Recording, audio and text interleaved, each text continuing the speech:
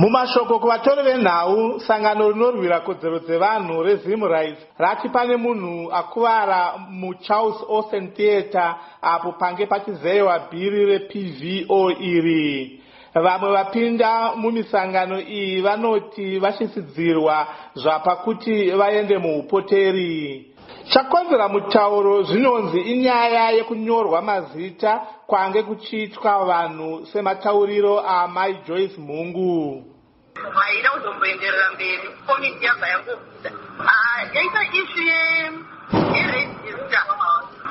Saka zvakabva zvanzi ari kunyorerei vanhu. Then kubva kwatoita mwatoteedzera kuti aiwa ndere maNGO wakati ndo materrorist acho. Saka ndobva zvangotosangana. Muchinhoi musangano wambomiswa nekuda kwemhirizhonga mushure mekungwe vanofungidzirwa kuti nhengo dzeZANU-PF varambidza mumwe mugari vaDonald Chinotuna kupa pfungwa dzavo vachiti vainge vataura zita rebato ravanotsigira.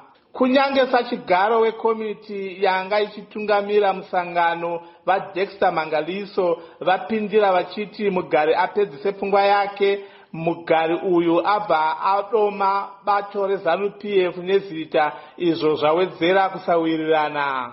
Kune organizations atinonzwa anoti ma-affiliates of ZANU-PF party.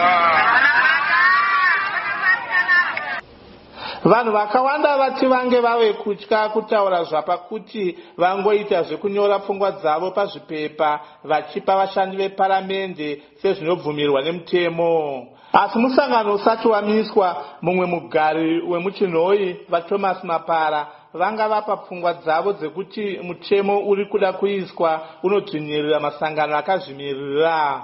Together this bill takuti sort of like kudzinyirira my NGOs. Asi mumwe watsigira bhiri ndivaOnias Mawe vati rakanaka kuti hurumende inenge yoziva mashandiro emasangano akazvimirira ioga. Because my NGOs are going to promote homosexuality, to promote my non-cultural beliefs, values, ethos, and so forth and so forth. Bhiri iri riri kushorwa neUnited Nations ichiti rinokanganisa zvikuru mashandiro emasangano akazvimirira oga munyika. United Nations yakakurudzira mutungamiri wenyika vaEmerson Mnangagwa kuti vasaise ruoko rwavo kuti uve mutemo sezvo uchityora zvibvumirano zvakawanda zvakanyoreranwa neZimbabwe nenyika dzepasi rose.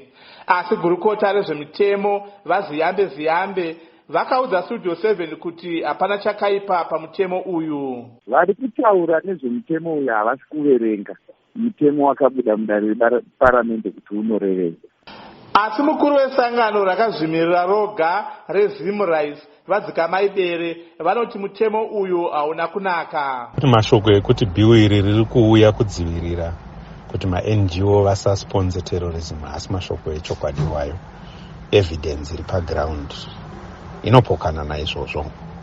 Nyaya yekukanganiswa kwemakomiti eparamende kuita misangano yave nemakore ichiitwa asi pasina vanosungwa. Mutauri wemapurisa Assistant Commissioner Paul Nyati vaudza Studio 7 kuti vange vasati vapirwa nyaya yemhirizhonga iyi kumasvingo. Ndakamirira Studio 7 muchinhoi, ndini Nunurai Jena.